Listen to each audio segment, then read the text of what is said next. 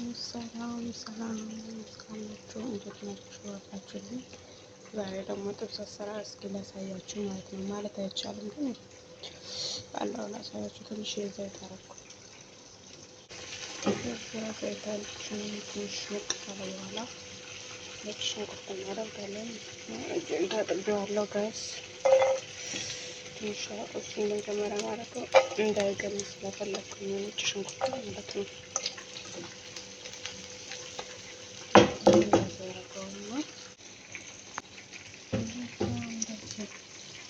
እሳቱን ቀንሼዋለሁ። ለካ በአንድ እጄ እየቀረጽኩ ስለሆነ ምንም እንትን አላለኝም። አንድ ሶስት ፍሬ ነጭ ሽንኩርት አደረኩኝ። ከዛ እዚህ ጋር ሁለት ትንንሽ ቀይ ሽንኩርት የተከተፈ በትንሽ ከተፈ ማለት ነው። እና ፍልፍል ሆነ ያለው እዚህ ጋር ትንሽ እንደዚህ ካረኩት በኋላ ትንሽ እንደዚህ ቀላ ካረኩት በኋላ ስጋ አለ ማለት ነው።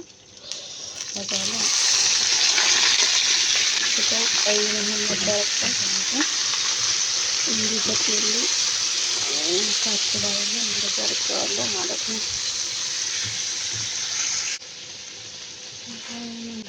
እናመላልሳለን ማለት ነው። ቀይ እስከሚሆንልን ድረስ ባይዘው ይጣፍጣል። ግን ያው በቀይ ስጋ ሲሆን ነው በጣም ደስ የሚለው። ሲበል ደግሞ ትንሽ ካልበሰለ በብቅ ሲል ደስ አይላችኋል። እና እንደዚህ ነው። ስጋ ደግሞ ይሄን እየሰራው ማለት ነው። በደንብ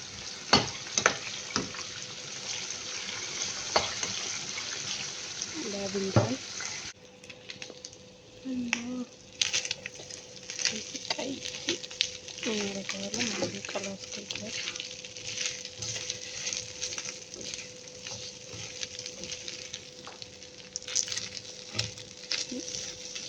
ነገር በአንድ እጅ መቅረጽ በአንድ እጅ መስራት ሌላ ስራ ነው አልኩት። በጣም ነው እንትን የሚለው የሚከብደው። ምንም ማድረግ አይቻልም። እንግዲህ ላይክ፣ ሼር፣ ሰብስክራይብ እያደረጋችሁ አበረታቱኝ አድርጉ እላችኋለሁ። ቀላ እስኪል ድረስ እንጠብቅ። እንደዚህ ከሆነ በኋላ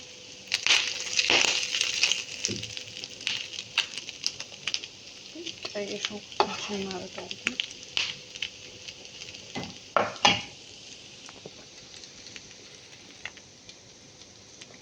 ሽንኩርት ግማሽ የተከተፈ ነግሬያቸዋለሁ።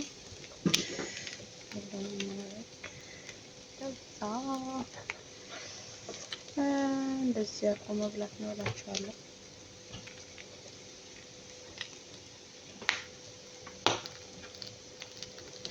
ሁሉንም አንድ ላይ ጨመርኩት፣ አትክልቶችን ማለት ነው።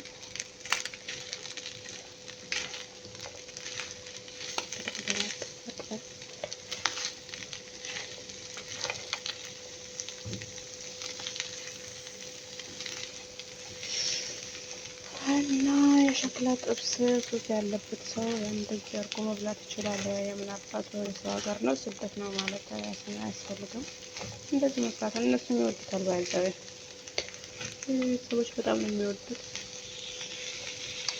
እኔ ደግሞ በጣም ነው የምወደው ሸክላ ጥብስ ምናምን እንደዚህ ስጋውን ደረቅ ሲል ምናምን በጣም እወዳለሁ ማለት ነው ጋይስ። እናንተስ?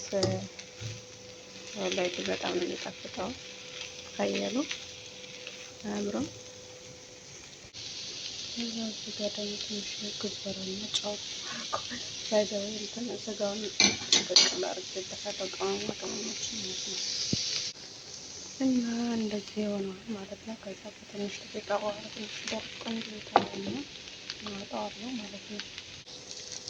እና እንደዚህ ቀርቶልኛል ማለት ነው። ላይ ሳህን ላይ አላደርግም። እንደዚህ ነው የምወደው። ከዛ እዚህ ደግሞ ይሄን በሰዎች በዛ ማለት ነው።